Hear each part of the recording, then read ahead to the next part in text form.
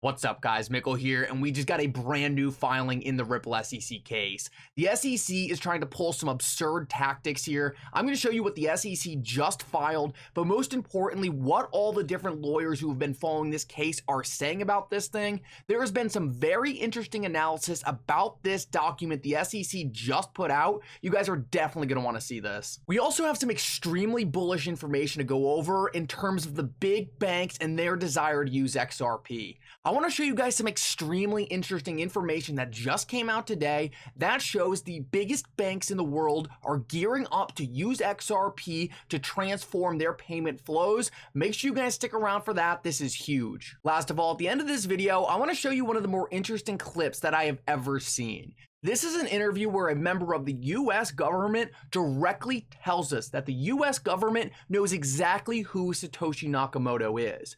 This interview is absolutely insane and goes against everything we have been told as the crypto community. I want to go over what implications this has on the entire crypto space. This is absolutely fascinating. Make sure you stick around for that. Like always, if you guys are new to this channel or come here all the time, please take a second to hit the like and subscribe button down below. It goes such a long way in helping this channel grow, and it really does mean so much to me. If you guys are ever looking for a good place to buy some XRP, make sure to check out the link in the description below. With that said though, let's jump right into it, and I hope you guys enjoy the content.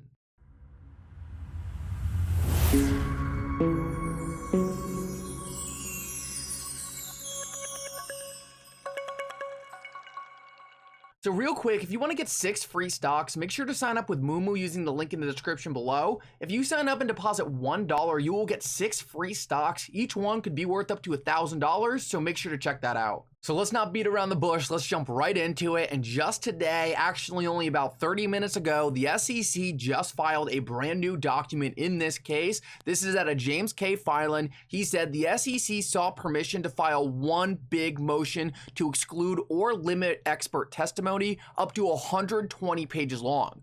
Ripple defendants do not object provided they are allowed the same page limit for their response in opposition.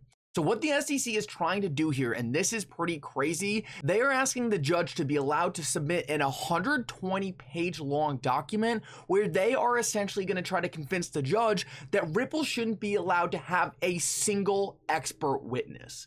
Yes, you heard that right. The SEC in this 120-page long motion is trying to strike down every single one of Ripple's expert witness. When I first saw this, I could not believe it. And I tweeted out, someone should tell the SEC that desperation is not a good look, because that is exactly what this looks like. They are not being selective at all. They are throwing a whole bunch of different things at the core and just hoping something sticks. This is once again another great example of the SEC having no defined strategy here and just making it up as they go. Rather than picking specific expert witnesses and giving detailed responses on why that expert witness should not be allowed, the SEC is trying to strike down it all at once and simply hope the judge agrees with a couple things. This seems like an extremely desperate move out of the SEC in my opinion, but I want to show you what some different lawyers are saying about this and really get some different opinions on this thing. So first of all, it looks like Jeremy Hogan agrees with my analysis, and he said essentially in disbelief, they are moving to strike every single witness, and I think what he's pointing out here is how absurd it is that the SEC is looking to try to take out every single one of Ripple's expert witnesses.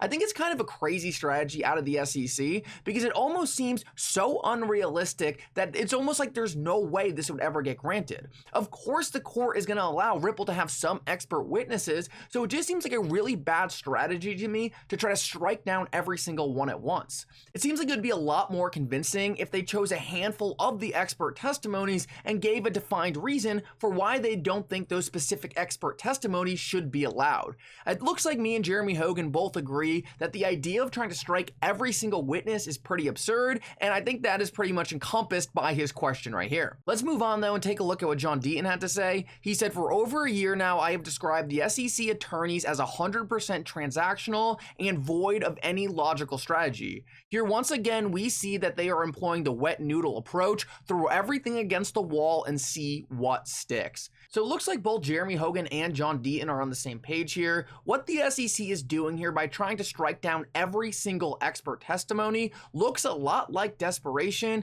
and it's very unlikely the SEC is actually going to be successful with this.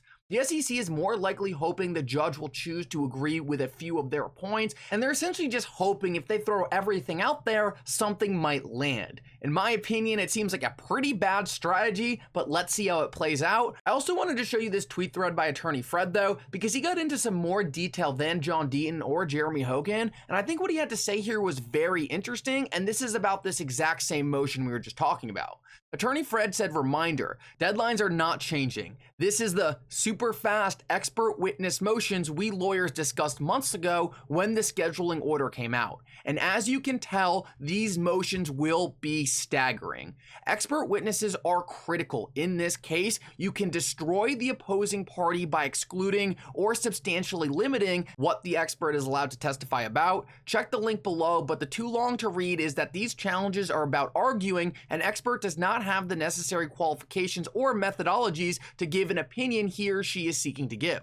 As a practical matter, judges usually disfavor striking/limiting experts because of the havoc it causes, but they will do so if the expert sucks. Now, you don't spend $100 million and chance an expert will be stricken. Ripple will be fine, but may suffer some minor hits. This is more just a huge danger zone for the SEC.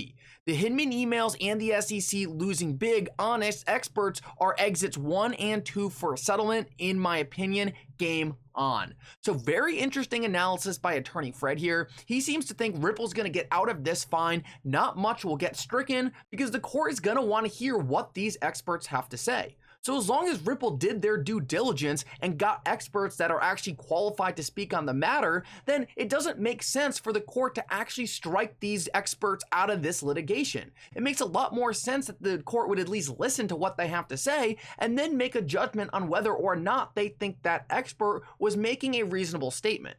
So I think it is highly unlikely that any of these experts are really going to get stricken from the case unless Ripple made some egregious move. But as attorney Fred pointed out, you don't pay hundreds of millions of dollars to these experts if you have a feeling one of them is going to get stricken. You pick experts that you know the court's going to like, the court's going to listen to, and then have them argue your points. I also thought attorney Fred's last statement was pretty interesting, where he pointed out that this seemed like a big danger zone for the SEC.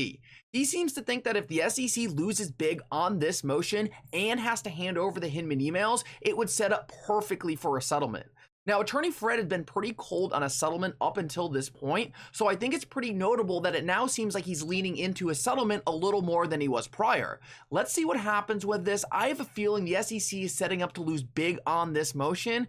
Hopefully tomorrow we'll see a ruling on the Bill Hinman Ethereum free pass emails. Attorney Fred seems to think that if the SEC does in fact have to hand over those emails to Ripple and they lose big on this motion to try to strike down Ripple's expert witnesses, then the SEC very likely could look to strike a settlement with Ripple to try to prevent the agency from losing outright. Now, I wanted to move on and cover something that I thought was pretty interesting. Earlier today, and I'm not going to show you the interview because I'm sure a lot of you have already seen it, the former co-president of Morgan Stanley came out and said XRP is used as a bridge currency that solves a multi-trillion-dollar problem. Ripple XRP is a clear winner in the cross-border payment space. So this is obviously very significant because this is not some small person. This is the ex-co-president of Morgan Stanley. You don't think these massive banks have XRP on their mind? They clearly do, and they clearly see it solves a real world problem. I also wanted to show you this because I actually didn't know this. Brad Kimes tweeted out, "Did you forget that Ripple partnered with Wells Fargo? Because I did." And I didn't even know this, but this is even more proof that all these big banks know about Ripple and they know about XRP. And the reason I'm pointing this out, other than the fact that it is obviously extremely bullish to see these announcements, is the fact that a while back, Brad Garlinghouse made a prediction that big banks would have been using XRP already, and he got a ton of flack for this, especially from people in the XRP community. I want to point out that these banks had every intention of using XRP. The only reason they're not right now is because of the stupid SEC. The SEC came after Ripple, and all these very conservative banks were forced to shut down their trials or their experiments utilizing XRP for cross-border payments. But the information we are seeing out of these big banks is that they have every intention to use XRP once it is compliant. Now, we are getting so close to that actually happening as this case comes to an end. Once this case ends, all the announcements, all the things that were supposed to happen years ago are going to take place in the blink of an eye.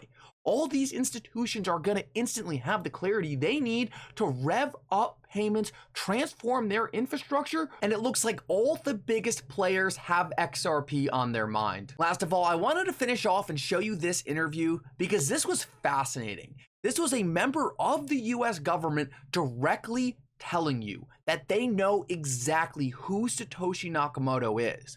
Now, I'm not going to get too in-depth on this. I want to play this for you, and I want to see what you guys think about this down in the comments section below, because I thought this was super interesting, and I think this shows that Bitcoin is a lot more similar to all the rest of the cryptocurrencies out there than most Bitcoin maxis want you to think. Listen up closely. This is very interesting. We looked at Bitcoin. It was the most prevalent at that point. We had seized quite a bit of it, millions of dollars worth, under the Silk Road investigation. So one of our agents who started looking at another online marketplace through the deep web, which was called Black Market Reloaded, they were sending weapons through packages and ordering them on the dark web. And he was really, really smart, forward-leaning agent. And he goes, "I want to go interview Satoshi Nakamoto." And we're like, "What?" He said, "Yeah, I want to go interview this guy." And at the time, we're like, hey, it's a figment of somebody's imagination. Maybe it's true, maybe it's not true. So, we had all this pushback from our headquarters, and we thought, hey, if an agent wants to go talk to him and we have some money, why don't we send him? Let's find out how this works. So as it came to be, the agents flew out to California, and they realized that he wasn't alone in creating this. There were 3 other people, and they sat down and met with them and talked to them to find out how this actually works and what their reason for it was. So I think that right there gives us all the information we need to know about how anonymous Satoshi Nakamoto really is. The US government knows exactly who he is, and that means Bitcoin is no different than any other cryptocurrency out there. Anyway, guys, let me know what you think down in the comment section below. This is pretty huge and going way under the radar. Thank you so much for coming. Make sure to like and subscribe. It helps me out so much. And for now, Mickle out.